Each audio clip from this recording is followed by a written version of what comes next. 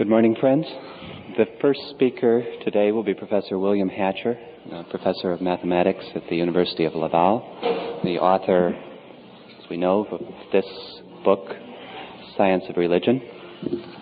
He's a philosopher and a mathematician and a gentleman of high standing among his fellows.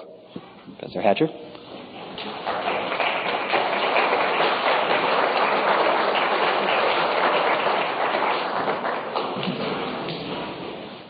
This presentation this morning represents my attempt to gain some sort of Baha'i perspective on the current resurgence of interest in mysticism, in particular Eastern mysticism, traditional mysticism.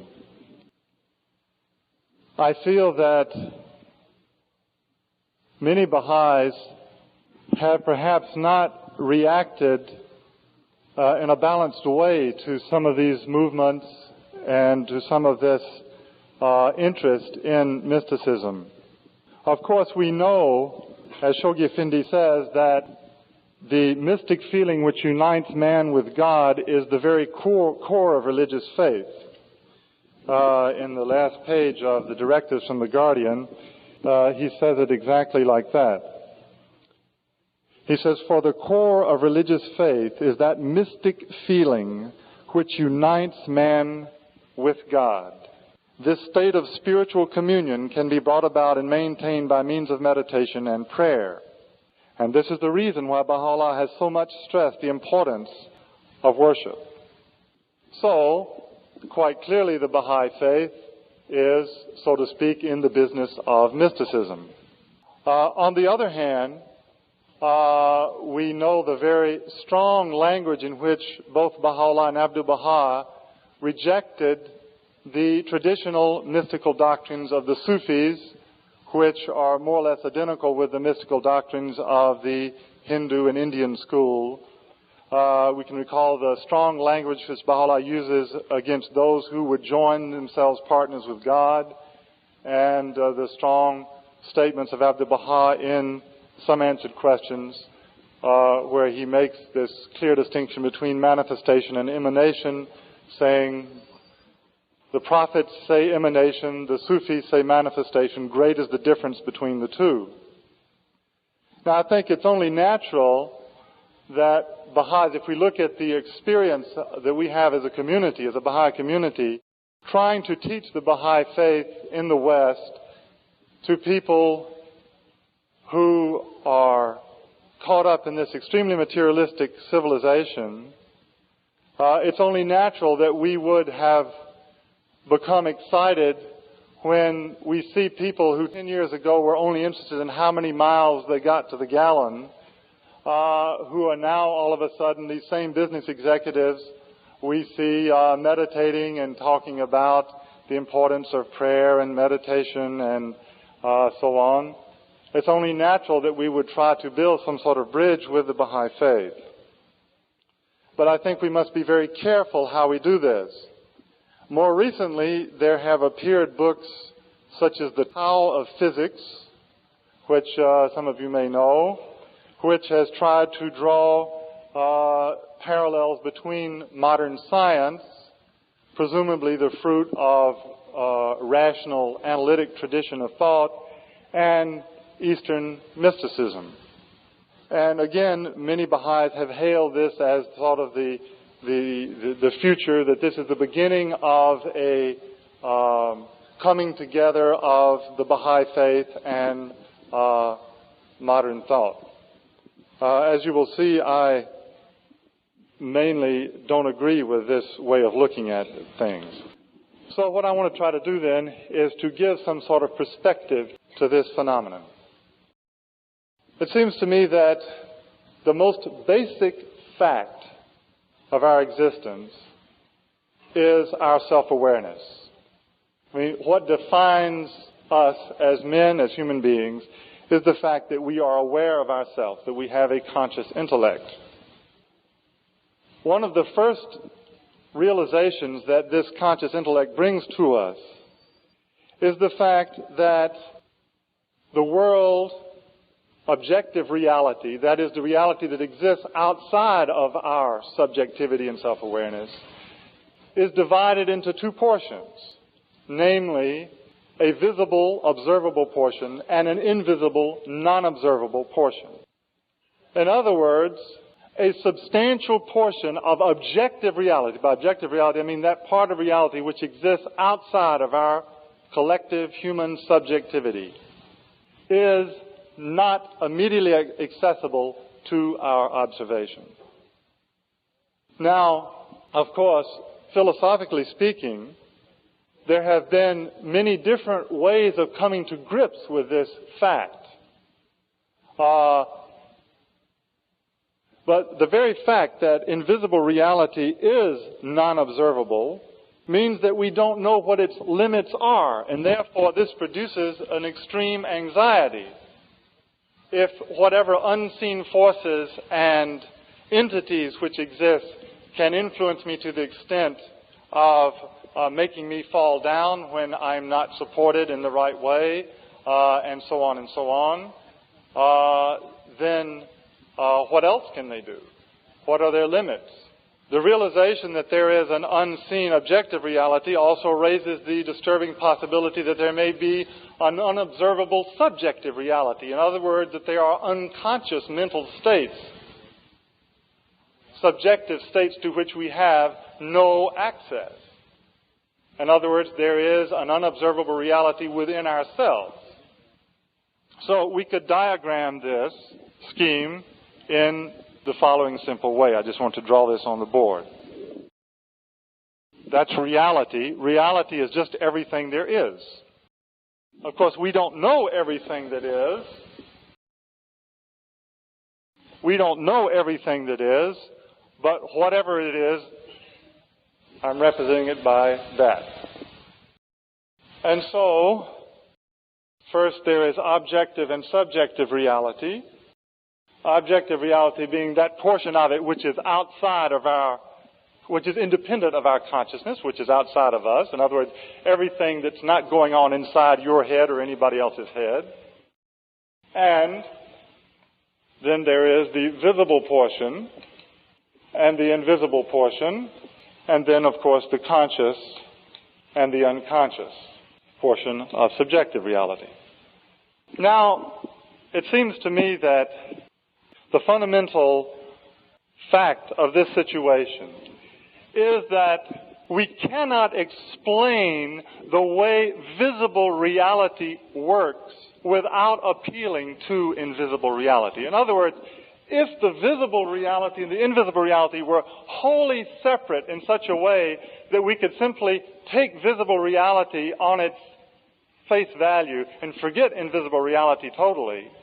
In other words, if it was just a matter of personal preference, whether or not we became involved with invisible reality, if we could say, okay, if that's your thing, then you can go with it. If you don't like it, you can just stick with visible reality, and you're okay if you do that. But it's not that way.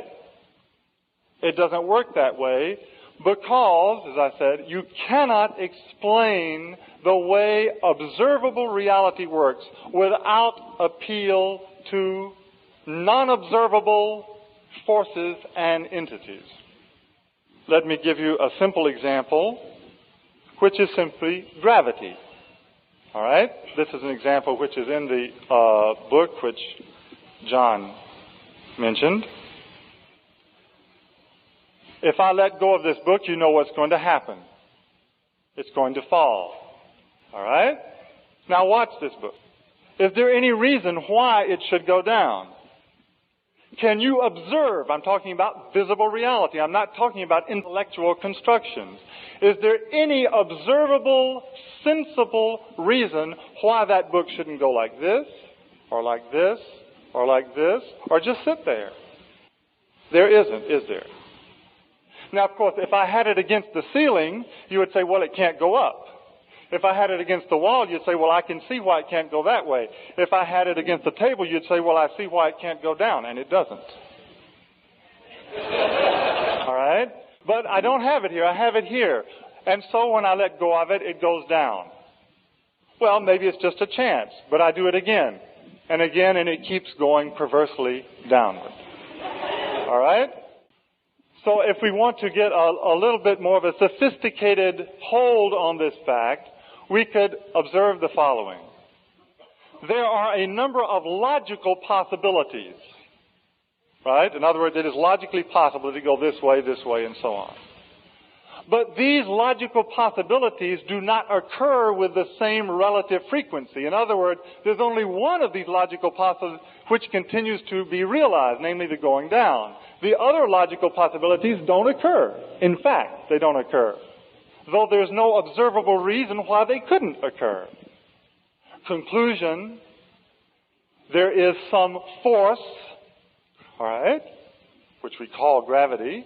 There is some force which causes this deviation from random behavior.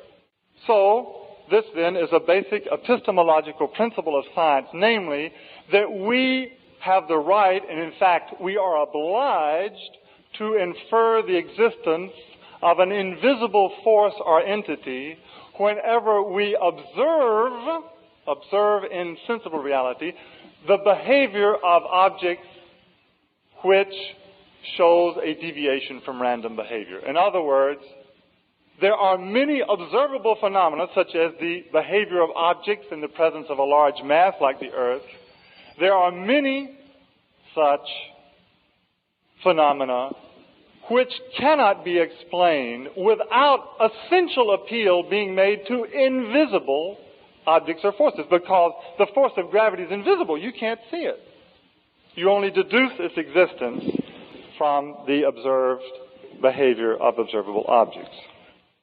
Now, lest you think I am going off in a large flight of fancy, I would like to read briefly a portion from Abdu'l-Baha. If the Word of God is anything to go on, I think I'm on pretty good ground. A subject that is essential for the comprehension of the questions that we have mentioned and of others of which we are about to speak, so that the essence of the problems may be understood, is this. Human knowledge is of two kinds. One is the knowledge of things perceptible to the senses. That is to say, things which the eye or ear or smell or taste or touch can perceive, which are called objective or sensible. So the sun, because it can be seen, is said to be objective, and so on. The other kind of human knowledge is intellectual. That is to say, it is a reality of the intellect. It has no outward form, no place, and is not perceptible to the senses. For example, the power of intellect is not sensible. None of the inner qualities of man is the ear does not hear, the eye does not see, the smell does not perceive, the taste does not discern, the touch does not feel. Now, get the next passage. Even ethereal matter, which is just energy, okay? In other words, that's just a term that was common at that time for energy. Even ethereal matter, the forces of which are said in physics to be heat, light, electricity, and magnetism, is an intellectual reality. It is not sensible. In the same way, nature also, in its essence, is an intellectual reality and is not sensible. All right? So even natural phenomena, okay, the hard natural phenomena are in their essence part of invisible reality, such as we just seen, the force of gravity, demonstrably part of invisible reality. All right, now that we've set up this basic situation, which, as Abdu'l-Baha says, is essential for the understanding of all of these discussions, I would like to look into history of human thought a bit and observe how man has tried to come to grips with this situation. That is, how is it that man has dealt with this basic fact of human existence, his self-awareness, the immediately given experience of the sensible world, and the fact that he cannot explain how the sensible world works without appealing to an invisible, non-observable reality. Traditionally, the way that human thought attempted to deal with the situation is what I call the dogmatic method. And I want to explain briefly what I mean by this. I'll put it over here for reasons which will be apparent. The dogmatic method. Now, let's think, how could we deal with this situation? How can we deal with this situation? How can we deal with a reality which is not sensible? Well, obviously, as Abdu'l-Baha calls these realities intellectual realities, the only way we can deal with them is intellectually, that is, with our thought, with our minds, with our imagination. In other words, God, having created us in this situation, it is God, after all, that has given us immediate access to material reality and only mediated access to non-material reality. Therefore, God has given us a mental capacity which enables us to deal with this situation. And that mental capacity is the imagination, the creative imagination of man. The imagination is that power of the human intellect which enables us to conceive of a configuration which we have never actually observed. Now, of course, the power of the imagination can also be used to conceive of something, to conjure up an image that we have observed. In other words, think right now of your mother's face, or think right now of where you spent your vacation last summer, or whatever. You can do it. You can conjure up the image of something you have seen. But we can also use the same power of imagination to conjure up images, that is, to imagine configurations that we have, in fact, never, ever seen. So, this then is the basic way that we try to come to grips with invisible reality. We try to imagine what it might be like. Right? We speculate. We speculate. We hypothesize. We start thinking, what is the next world like? What it could be like? Is it outside of time? What is this like? We do this all the time. That's what we do. Now, in short, we say that this imagined configuration must be what invisible reality is like. In other words, we make a myth. So the first aspect of the dogmatic method is myth-making. The construction through an act of creative imagination of some abstract configuration which we hope conforms to what invisible reality is like. But the point is that, traditionally speaking, during the thousands of years of intellectual history of mankind, this activity of creative imagination, this myth-making activity, was essentially gratuitous. It was arbitrary speculation. It was, in short, not subject to any objective constraints whatsoever. Anybody could do it. There's no way. How do you decide which of two myths is better? In other words, if I say that what makes objects fall down is a God, an invisible God, called the God of physical objects, who makes them fall down, how can you refute this? How can you say that this is wrong? We have no immediate objective criterion which tells us that this is not true. It may very well be true.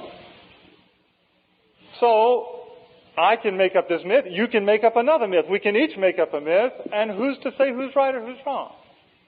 In other words, myth-making means arbitrary speculation. Arbitrary, gratuitous speculation. Now, this leads immediately to the second aspect of the dogmatic method, which is power-seeking. Power-seeking. Why does the myth-making lead to power-seeking? Precisely because there is no objective criterion. In other words, if I'm a man, I'll say, well, the God of downward falling of physical objects is a male God. And perhaps women will get together and say, well, no, it's a female God. And maybe nobody will even be intelligent enough to think, well, maybe the God is sexless. So we're stuck with this polarity. We have those of us who say that it's a male God and others who say it's a female God. And how are we going to decide who's right? Well, you know how we're going to decide who's right. We're going to decide by force majeure. We're going to have a fight. We're going to have conflict of opinion. And the only way to resolve a conflict of opinion when there is no possibility of appeal to an objective criterion is power. And so you must seek power in order to have your myth prevail. It's the only way for your myth to prevail. Now, this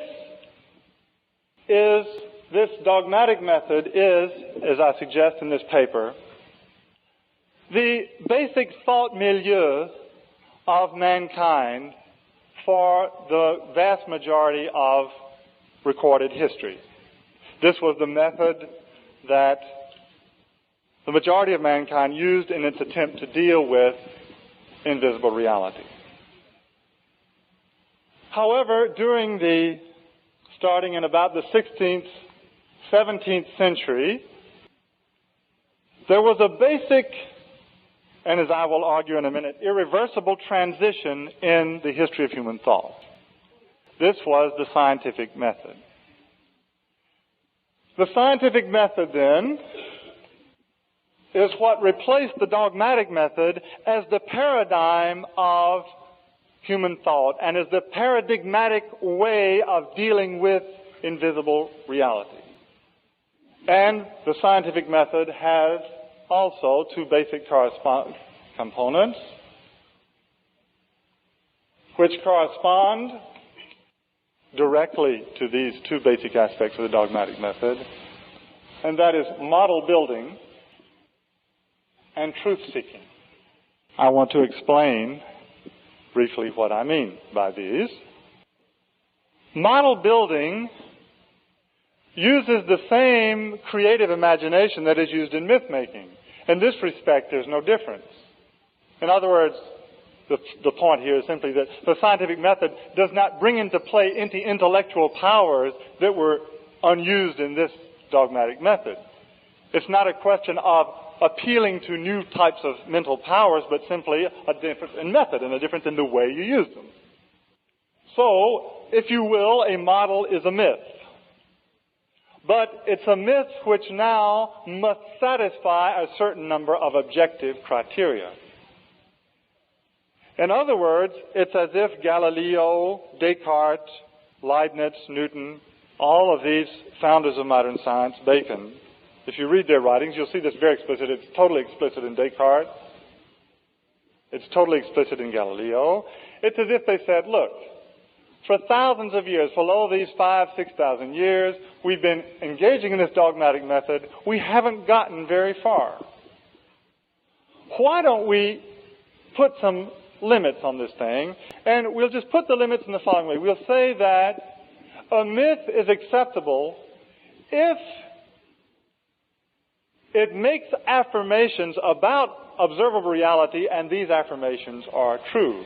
In other words, if my myth says that snow is black, and I look and snow isn't black, then the myth is wrong. Okay? In other words, we're going to appeal to the interaction between visible and invisible reality in order to test the validity of these myths. Except we're going to call these things models. Myths which satisfy. Now, the basic criteria, I'll just mention these. There are three basic criteria which a model has to satisfy. These are validity, adequacy, if I can only spell it, and simplicity. Now, I don't want to get too philosophical, but I think I'd just like to explain briefly what these things mean.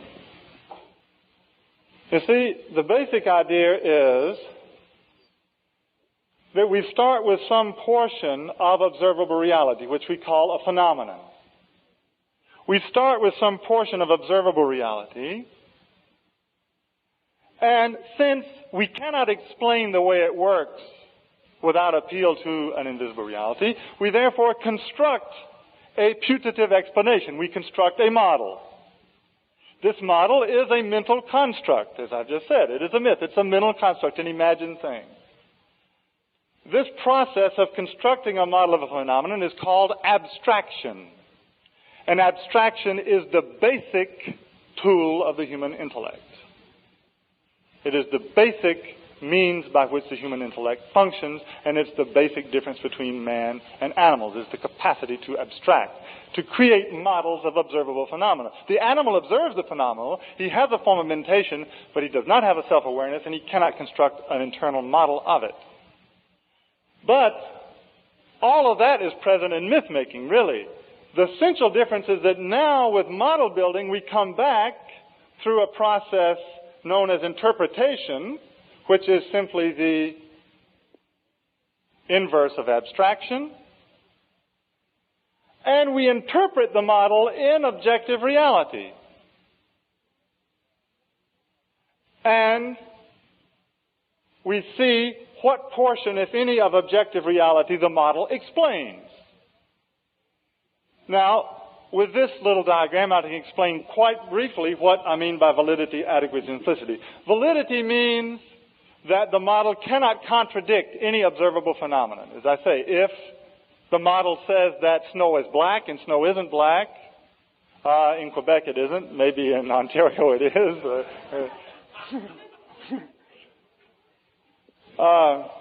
then the model is wrong. All right? Adequacy means that the model has to explain a reasonably large portion of reality, okay?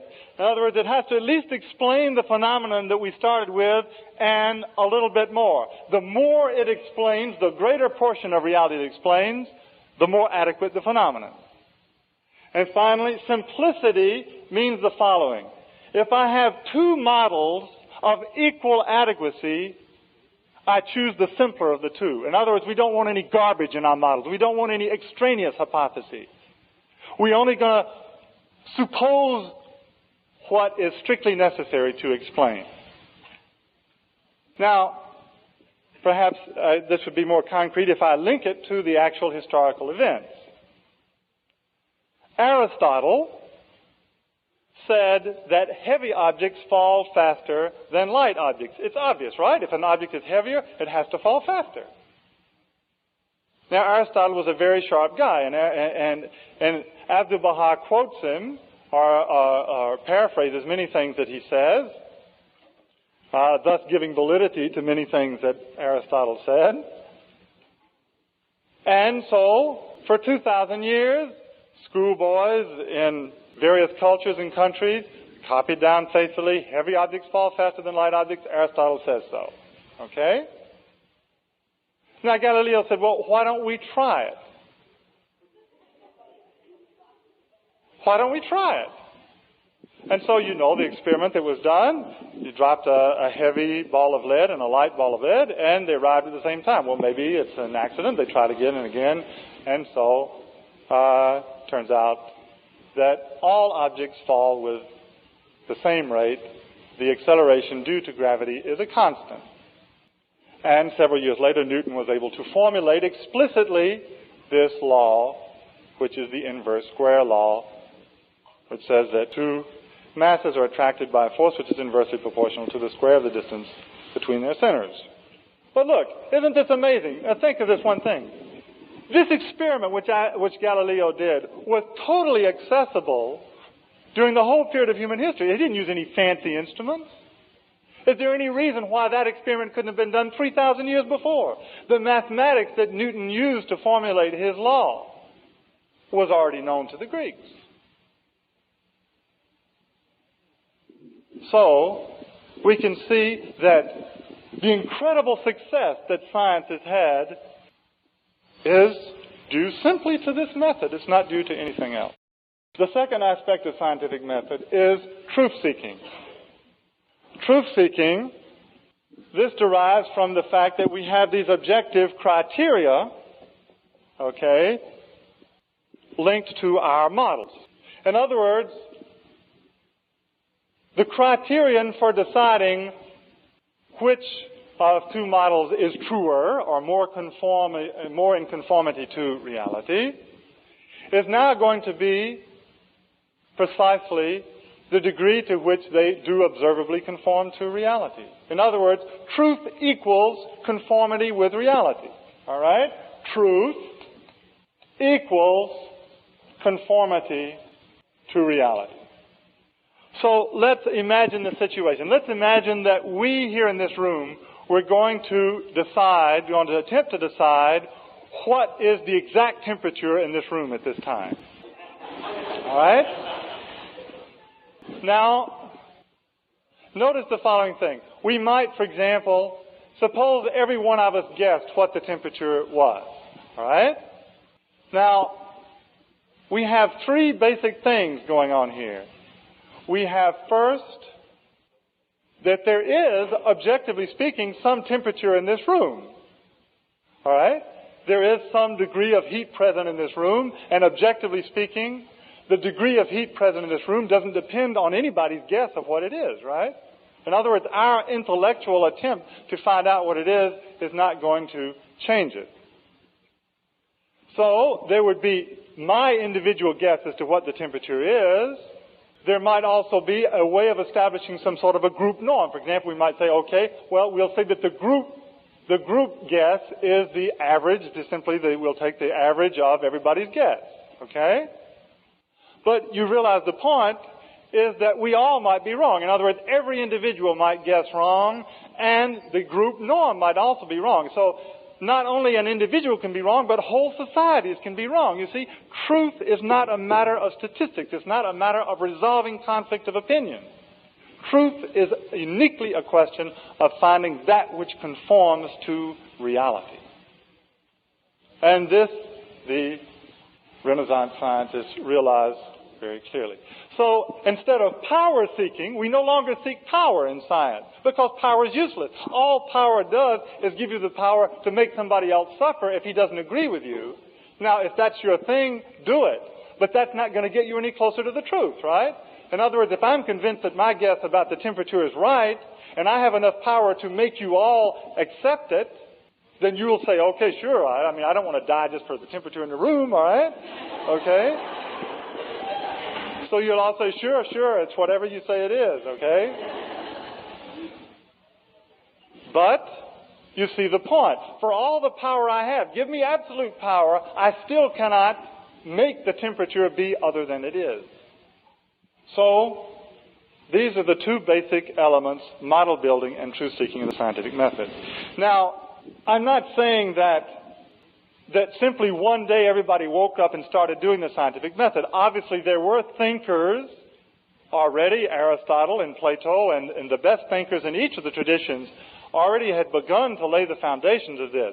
But what I'm saying is that what took place in starting the 16th century was a basic shift. In other words, whereas before the paradigm, in other words, the generally accepted method of dealing with reality was a dogmatic method, the generally accepted method among a substantial portion of the world's intelligentsia became the scientific method. Now, we all know that this scientific method, well, before I go on, I would like to read briefly a statement also from Some Answered Questions of Abdu'l-Baha in this regard to show you again that I'm not totally in left field. Reflect, says Abdu'l-Baha, that man's power of thought consists of two kinds. One kind is true when it agrees with a determined truth. Such conceptions find realizations in the exterior world. Such are accurate opinions, correct theories, scientific discoveries, and inventions. The other kind of conceptions, imaginations, is made up of vain thoughts and useless ideas which yield neither fruit nor result and which have no reality. No, they surge like the waves of the sea of imaginations, and they pass away like idle dreams. The only trouble is that these imaginations and idle dreams can become concretized in the form of dogmas, institutionalized, and whole cultures, peoples can follow them for years and generations and centuries and so on. Okay, now, we all know, as I say, that modern science has been incredibly successful. Nonetheless, we all react in one way or another to the perceived sterility of modern materialistic life. And because the material abundance that we enjoy is the result of technology, which ultimately derives from science, or at least some of the knowledge which science puts at our disposal. Because let's remember that technology is what society does with science. Science is knowledge. And therefore, just as we Baha'is sometimes feel uncomfortable when people say, oh, Baha'i is just a religion, because we know what he means by that, all of the negative feelings he has about religion, the kind of religion he may have been taught when he was a child, and so on.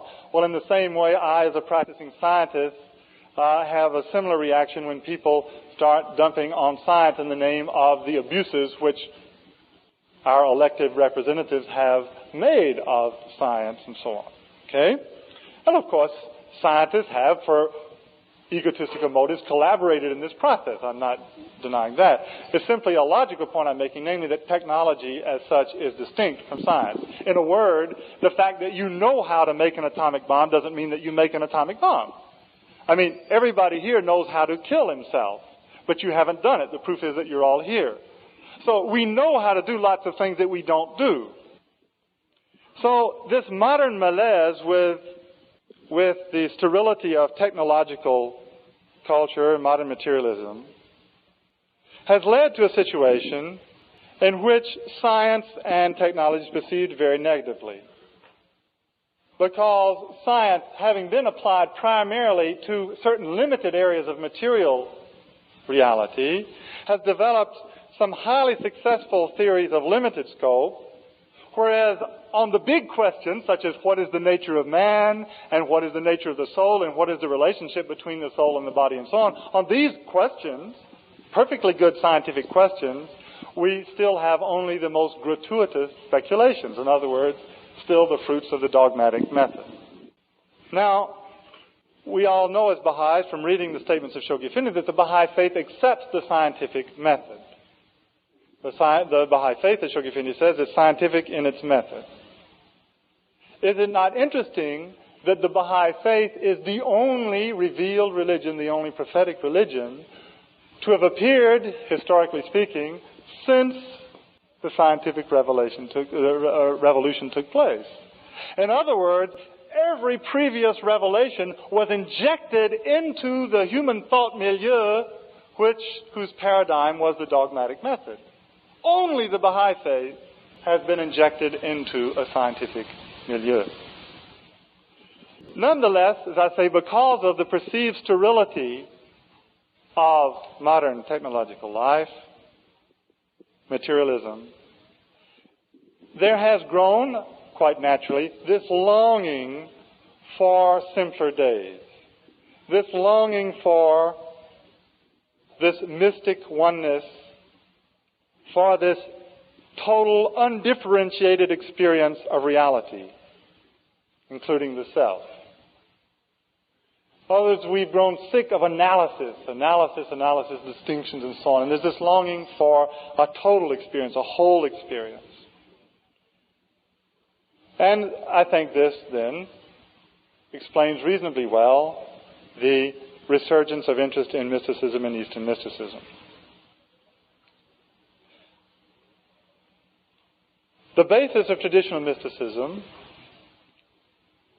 it seems to me, is roughly as follows.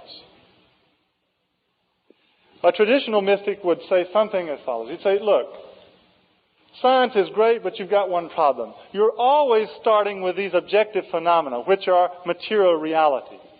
But I, as a man, my subjectivity is superior to these ephemeral phenomena, because I am part of God.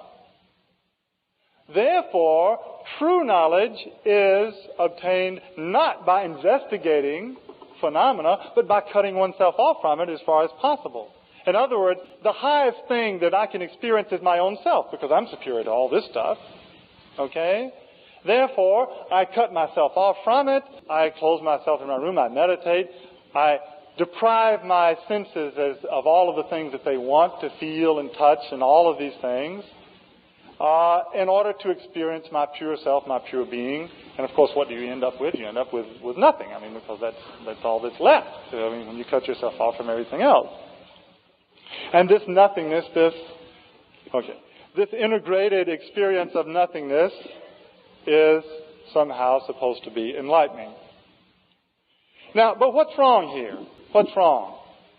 It seems to me that what is wrong is, what is lacking, is precisely the notion of progression, the whole idea of progressive revelation, the whole idea that mankind collectively is engaged in a developmental process.